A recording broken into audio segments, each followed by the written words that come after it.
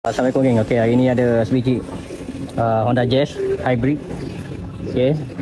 Kita nak buka dia punya plug. Plug dia kat sini.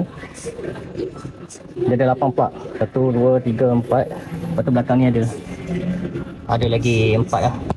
Ni 1 2 3 4. So 8 plug. Nak buka dia memang rumit lah. Kena keluarkan intake ni. Ruang dia memang sempit kat sini. Kawasan ni memang sempit, so kena keluarkan depan ni lah. Baik geng, ada 3 bolt, 2 nut. Okey, so saya dah buka, so dah boleh tarik keluar. Okey, tapi kita kena buka dulu lah foto soket-soket yang mana ada. Okey, soket-soket yang mana ada semua kena buka dulu semua. Buka semua, boleh tarik intake keluar. Okey, intake dah keluar. Dah boleh access lah plug.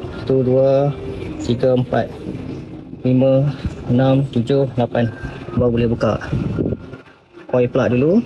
Buka semua. Ni 10. Buka semua. Baru boleh buka plug. Okey. Model ni memang sempit dan memang susah nak tukar plug.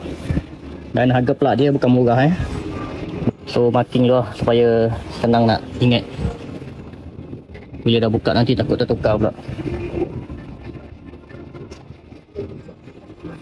Okey.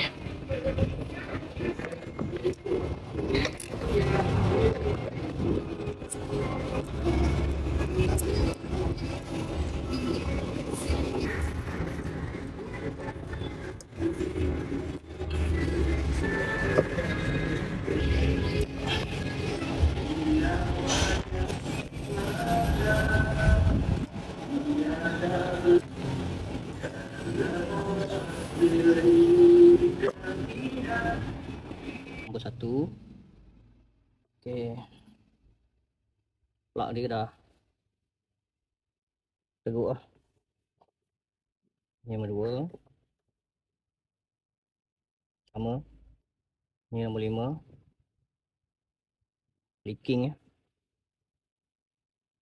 6. Lagi teruk leaking. Ni nombor 7 lah.